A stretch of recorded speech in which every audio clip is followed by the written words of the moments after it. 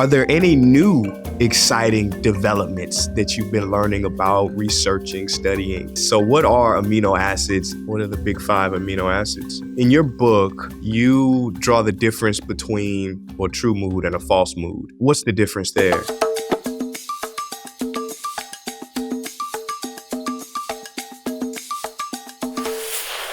Welcome, everybody, to the new episode of Sauna Sessions. Now, this episode, oh my gosh, this might be one of my favorites, if not my favorite, because I'm talking to a person whose book I read maybe 3 years ago.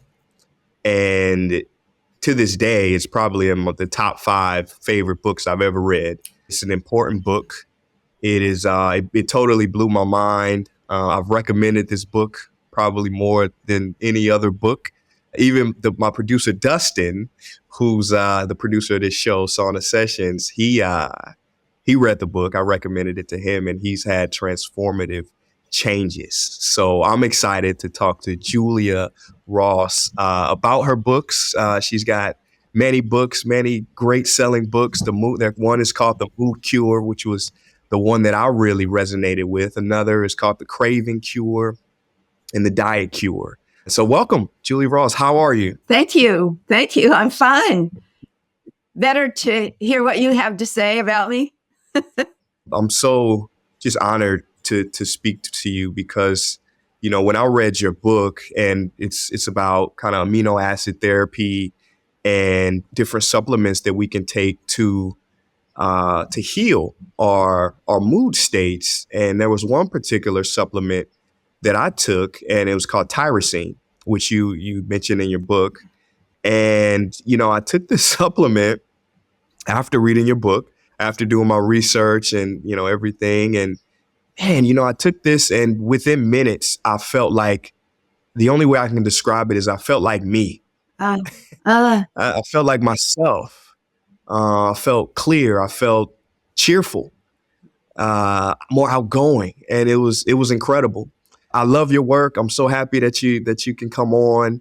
I guess my first question I want to ask you is since you wrote these books, are there any new exciting developments that you've been learning about, researching, studying? Yes, I have been battling actually with my publisher of The Mood Cure, which is 20 years old this year, around a new version. But they say, well, we're still making a lot of money on your original version. We really don't want to put much money into a substantial update.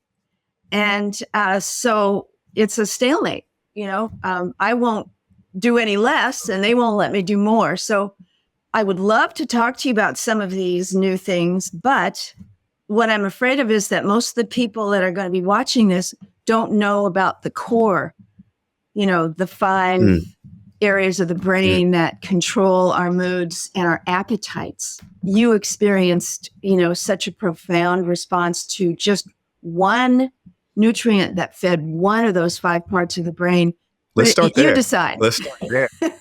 Yeah, let's set the stage. Let's start building a foundation. So, you know, in your book, The Mood Cure, you talk about we live in a bad mood epidemic.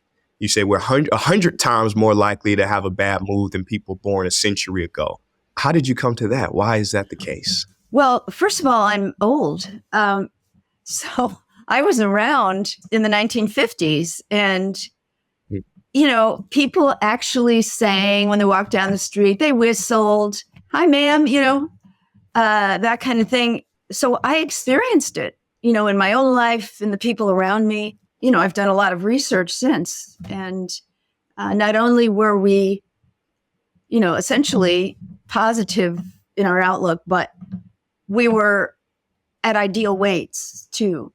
Really through the 60s, you know, it wasn't until the 70s when our diet made a radical shift that nobody really recognized at the time that we started to have these now epidemic problems with obesity and diabetes worldwide now because of the shifts that were made in our diet and are still being made to addict and poison us, essentially. I don't think I'm misquoting you. I remember you saying that food addiction actually kills more people than drug addiction. By far, all drugs combined don't compare to what this brand new deadly addiction has accomplished worldwide. So we have a cure, a weapon in the toolkit, and it is called amino acids. So what are amino acids and what can they do for people? How can they help? Let me just say they're the most essential nutrients for this time because amino acids are the components of protein. And protein is not something that you can crave because protein actually stops cravings, stops negative moods. So the foods that we're addicted to are the non-protein, the low-protein foods that are high in carbs, sugar, especially the sugar that's new since 1970, the high fructose corn syrup, high fructose agave and fruit syrups. In terms of a solution, we're not interested in protein. We're addicted to foods that are high in carbohydrates and fats. That's where the cure comes in. Okay. Because even if we can't force ourselves to eat, chicken or whey protein powder shakes or, very dense proteins that could build us up, we can use very specific components of protein. So there are 20 types of protein called amino acids, and the 5 that can re-regulate the brain, turn off the negative moods and the cravings for toxic substances. We can take them as individual supplements like you did. And they have an almost immediate effect. And you can actually see it on my YouTube channel. We've recorded people, volunteers, trialing these individual amino acids and how quickly within minutes the individual amino acids go right to the brain and they start correcting this faulty, brain chemistry that really is the result of our faulty diet for so long. What are the big 5 amino acids? Well, the big 5 amino acids, each one targeting one of the big 5 areas of the brain that are in charge of our mood and our appetite. You named the first one, tyrosine, which is an amino acid that feeds the stimulating part of the brain that makes us alert and enthused and outgoing. 2 amino acids that help to relax us. One is actually more like an antidepressant that prevents us from excessive worry, fear, irritability, obsessiveness, pessimism. And that one is called tryptophan. And so that's our inner sunshine. The amino acid that helps us relax, our whole body sort of melts when we have enough of it.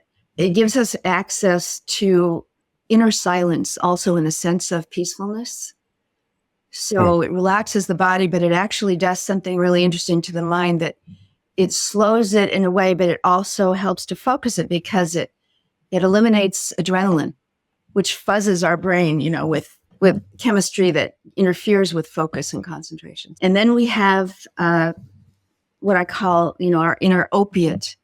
It's the chemical that allows us to experience pleasure and to reduce unnecessary pain or excessive pain. It's called endorphin. So that's the chemical, the amino acid that helps us almost instantly raise the levels of our endorphins so that we don't crave chemical opiates. It's called D-phenylalanine. Now, there are 2 forms of it, D-phenylalanine and DL-phenylalanine. Oh, okay. I actually today got a report from one of my professional trainees on her client's reaction to 1 capsule of DLPA. She was a chocolate. She was a chocolate addict. And I wanted to read it. Now doesn't need to be the time, but if it fits in later. It's an amazing testimony. Now's the perfect time. Now's the time. Okay. So she took D-phenylalanine. And she took it in the afternoon because that's the time where she could not go on without chocolate. Pretty much the whole rest of the afternoon and evening, she was into chocolate. But here's what happened. Literally, I was walking down the sidewalk after leaving the office of my trainee, and my inner talk was saying, I'm so happy. And then I caught myself singing in my head. I felt very at peace and happy the whole afternoon.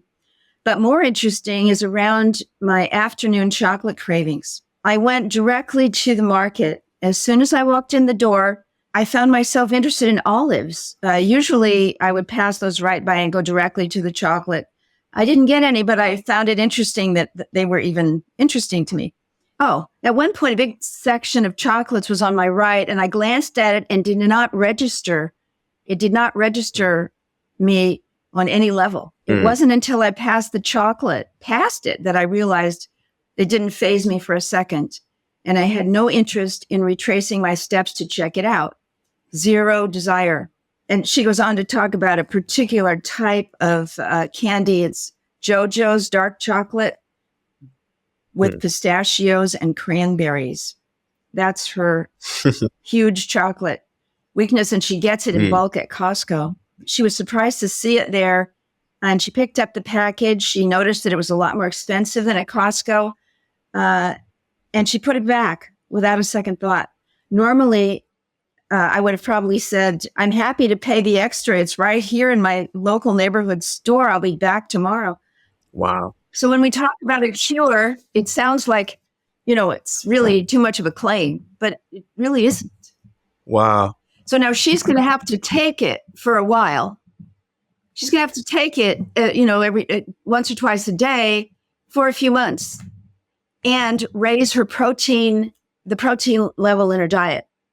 And then she won't need these amino acid supplements anymore. That's the end goal. Yes. Did you find that you needed to take the tyrosine?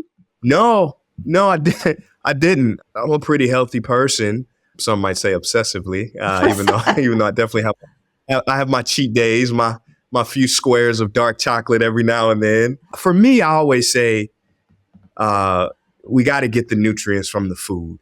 Sure, some nowadays the way we have, the soil depletion and minerals, like we can't get everything we need from the food today. I mean, tell people go wild caught, grass fed, organic as much as possible. But even then, sometimes we do need supplements. But in my case, specifically with tyrosine, no, I only took it a handful of times.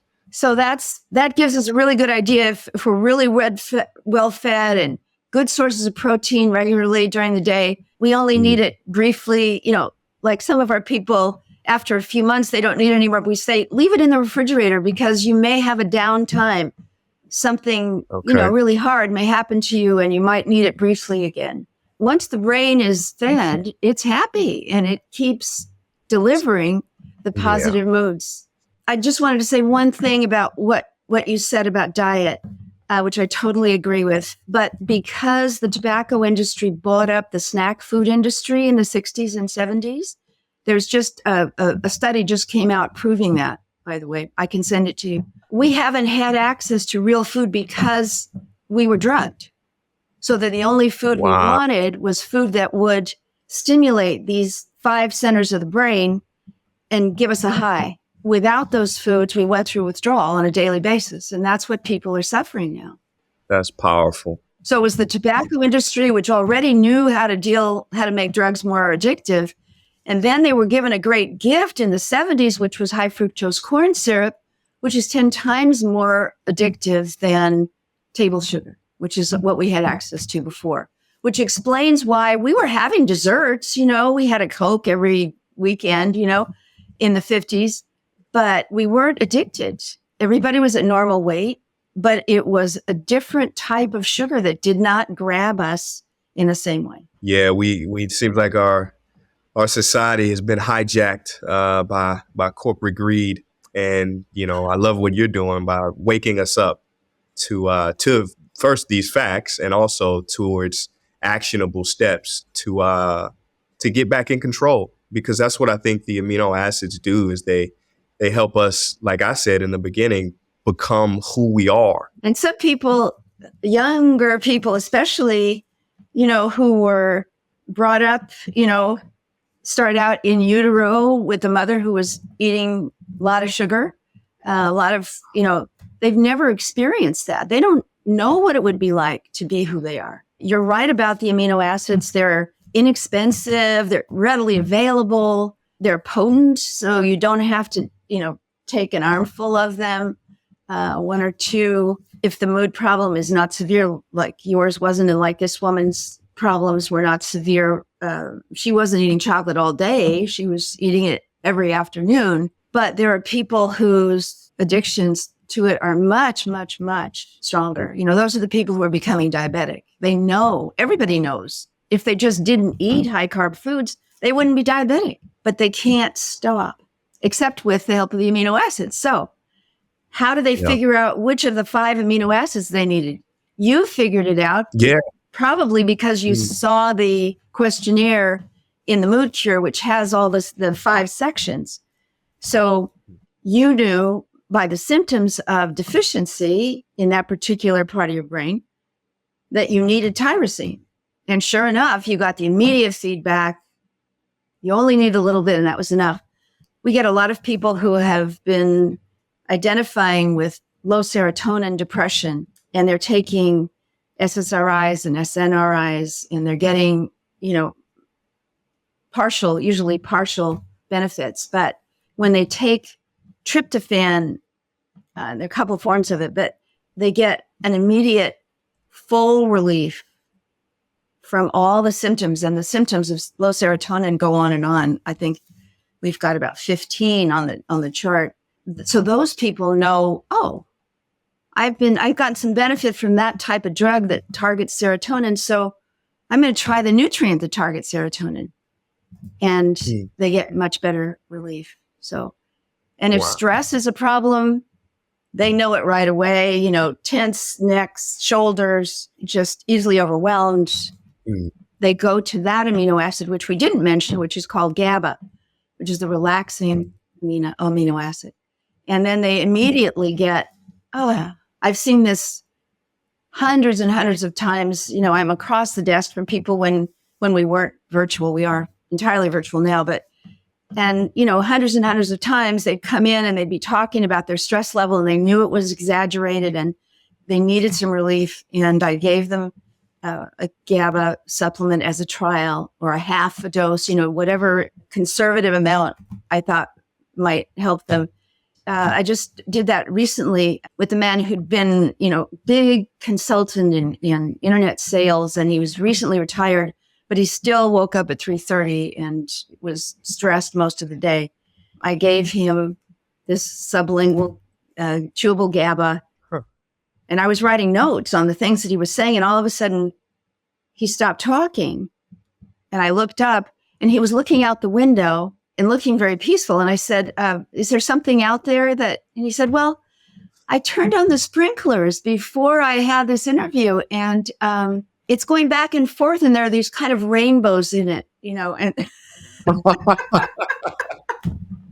That sounds like mushrooms. Like, I know. He was not that kind of guy. And he found that taking it twice a day, his sleep started to improve. His stress level definitely reduced. Beautiful. I love those stories. That's incredible. Wow. I have a great life, I get to see this all the time. Yeah. Yeah. Nothing better than a life of service.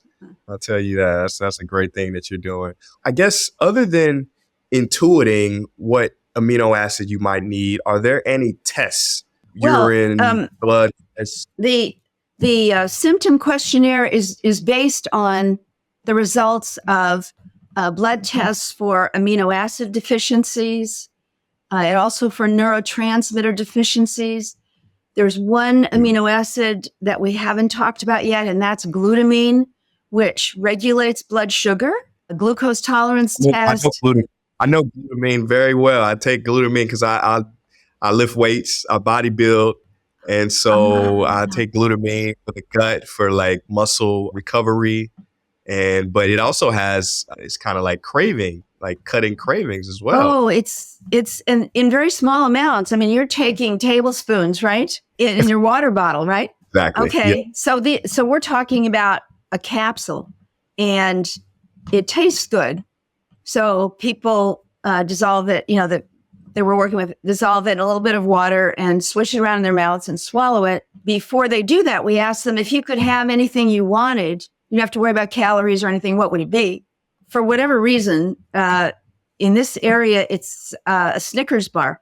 So that's got everything, it's got nuts, it's got chocolate, sugar, whatever. After they've taken the glutamine, we ask them, how does a Snickers bar strike you right now? again, like this woman whose, responses I read to you, it's just not there. This craving just isn't there because their blood sugar is balanced.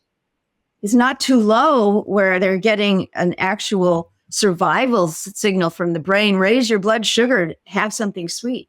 Wow. There was a study, I think I heard it was a lecture you gave. It was a cohort and they gave them glutamine, but they said, don't change anything else.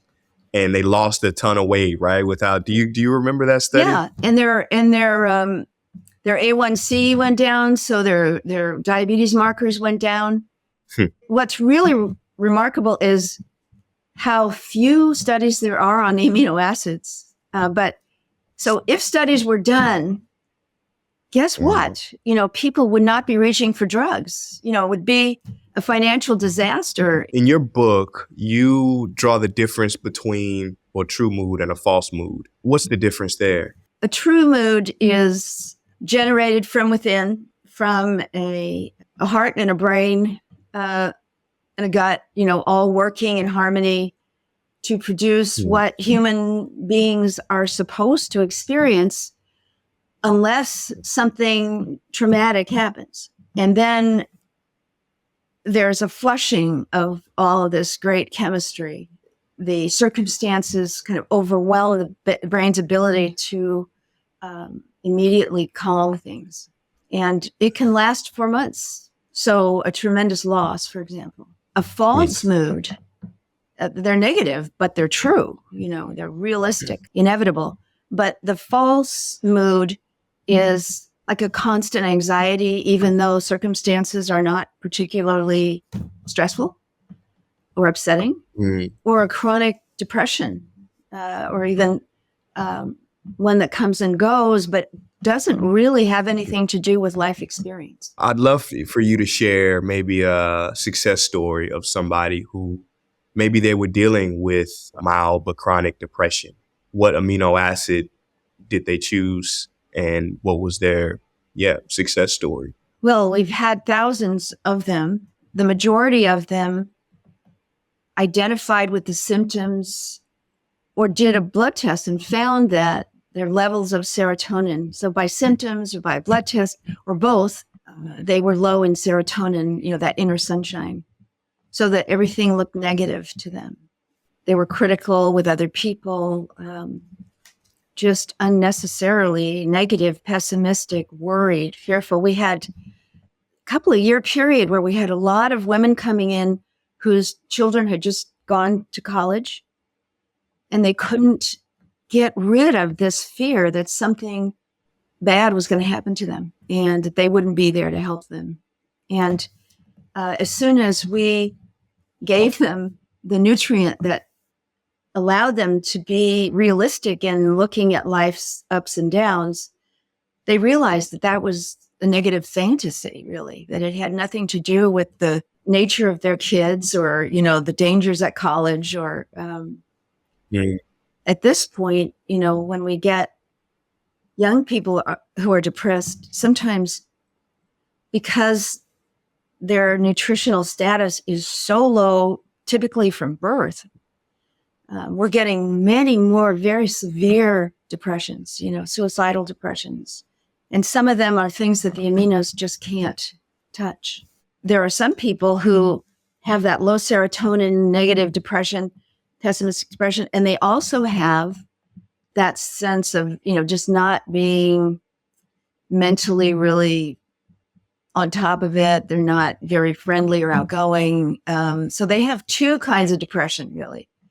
And those people need two of the aminos. They need the one that you liked, the tyrosine, usually for a number of months, not for a few days. And they also need the tryptophan or 5-HTP, which is another form of it. A lot of, therapists, when they give the SSRIs, it always performs better when it's put with like a cognitive behavioral therapy. And I'm just wondering if there's some type of behavioral therapy that you've had success with combining with the amino acid therapy.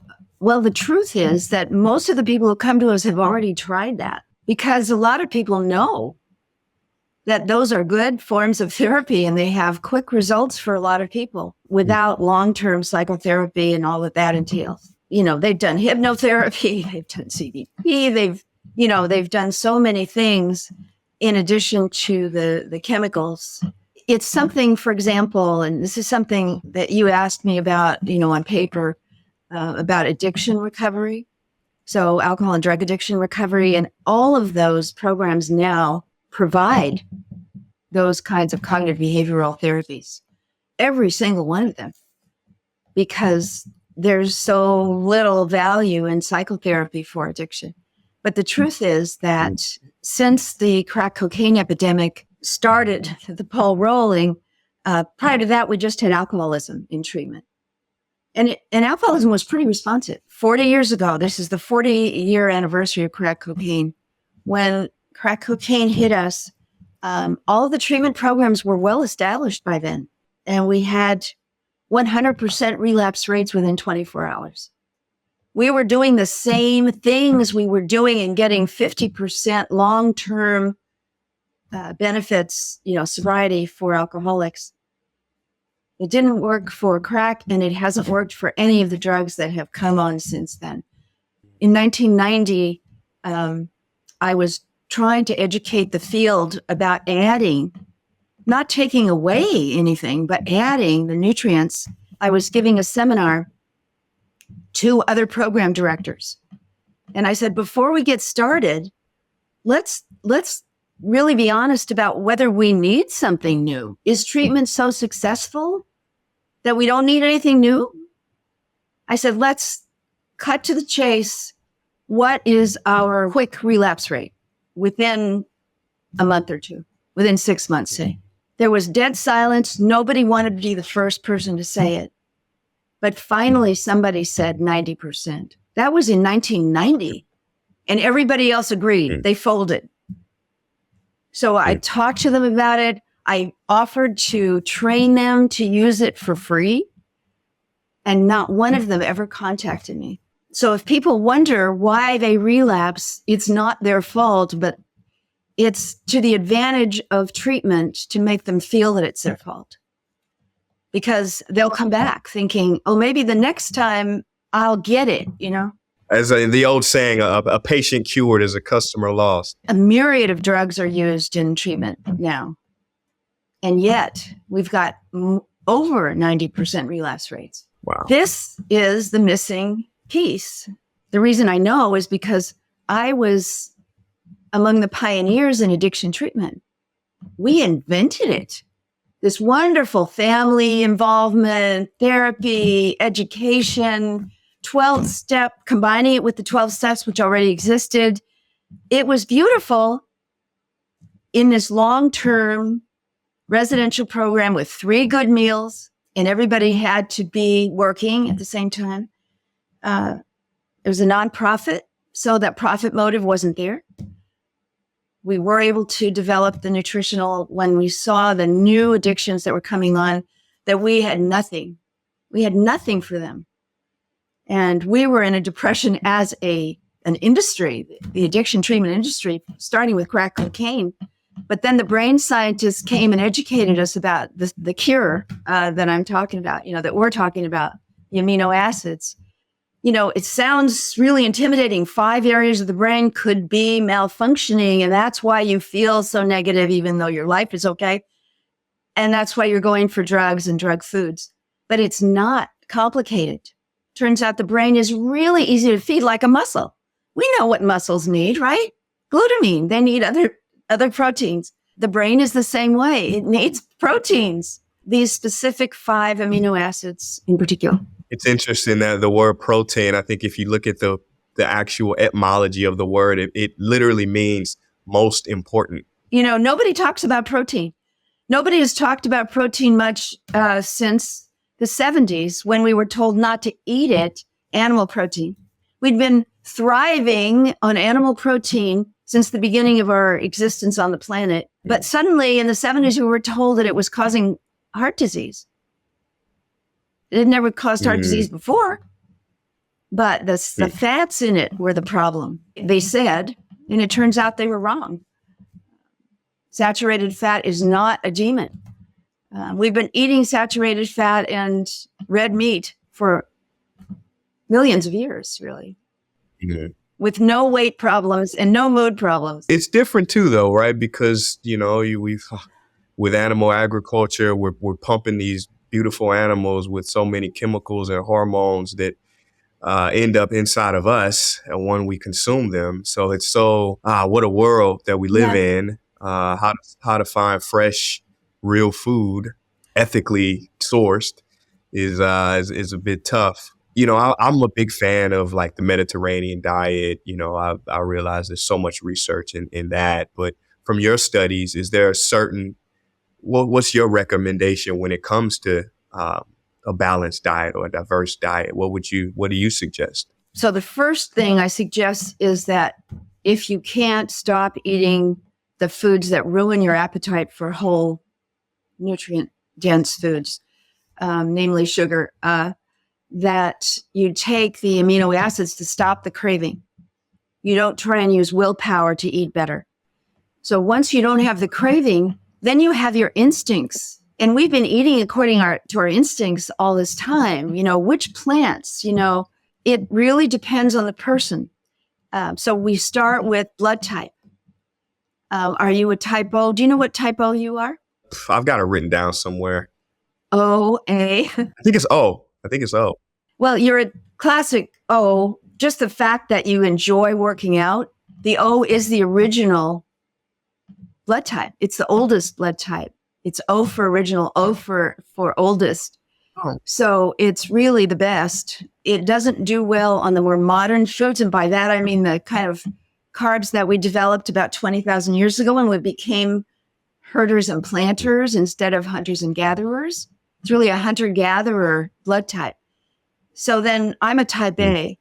So I'm not as physically robust, and I've got some health problems because of it. Type A's don't make enough hydrochloric acid to kill the bugs, viruses, and so forth. We have a higher rate of cancer.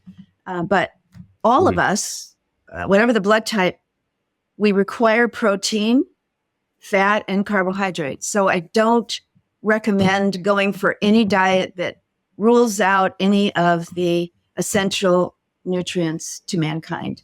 Yeah. There isn't really good distinction between O's and the other blood types who have a better tolerance for things like beans. Yep. As an A, I can digest beans pretty well. O's tend not to. 3 meals a day, no less. Snacks if necessary. So if you start wanting a candy bar between meals, that means you either didn't eat enough at your meals or you need some celery and peanut butter or, some nuts. No, I like to snack on like walnuts during if I need to grab something, it's nuts. It's one of the healthiest foods you can eat. Yeah, that's it. I always tell people, I say, it's not as complicated as the nutrition and the diet experts make it out. I say just eat food with ingredients you can pronounce. Eat food that rots. Eat foods that your great grandmother would recognize. Please, you're okay. When we have somebody, there are quite a few people of Chinese extraction in San Francisco, which is near me. So we've worked, and invariably they are great with white rice and vegetables and protein, whereas other people don't do as well in white rice. Yeah. So whatever your grandmother, your great grandmother, go back as far as you need to, where you have a generation that was pretty healthy and at healthy weights. Find out what they ate. And mostly, it's about what they don't eat, what they didn't eat. They didn't eat this type of sugar. They didn't eat as much of any sugar. What are we eating that we shouldn't be eating? The foods that have a drug action in the brain. And so that is high fructose corn syrup with hydrogenated fats rather than natural fats. There are lots of people, especially type O's, who really can't digest tofu, for example.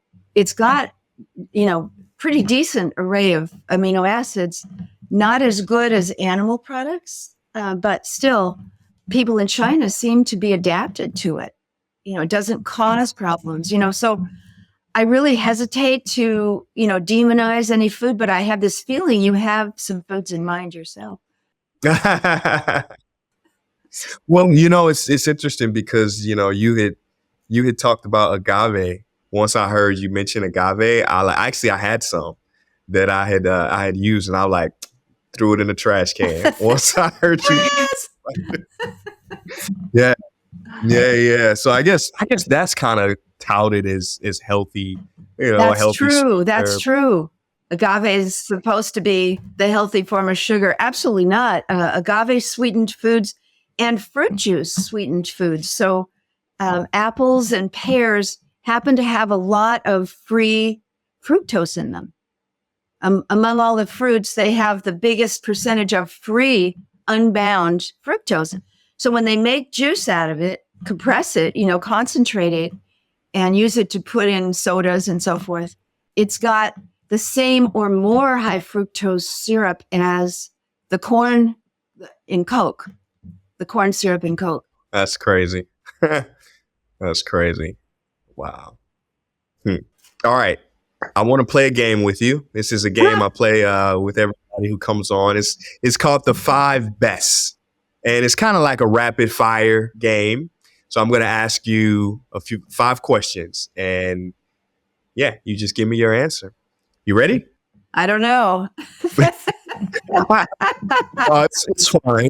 Trust me. It's fine. What was the best advice you ever got? Use amino acids. Yeah, that's a big one. That's huge right there. That works. What is the best book you've ever read, or just a book? Oh my God, I'm such a voracious reader. Well, I have to say the Old Testament. Yeah. I didn't read it Great. until I was like 30, but It found you at the right time. When was the best time in your life? when my first book, The Diet Cure, turned into a big hit and I became, everybody's favorite health person. Mm-hmm. Awesome. And what's the best investment you ever made? I guess I would say my investment in graduate school, because it taught me that I not only had a natural gift for sensing what people were feeling and being able to help them, but that I really enjoyed learning new things, and that it was like a never-ending appetite that started then. Okay, last question, Julia. If I gave you a magic wand and I said, make a wish, and when you woke up in the morning, right, your magic wand wish would be granted, what would your magic wand wish be? It would be to be interviewed by Prince EA. Aw, come on. Well, there you have it. We did it.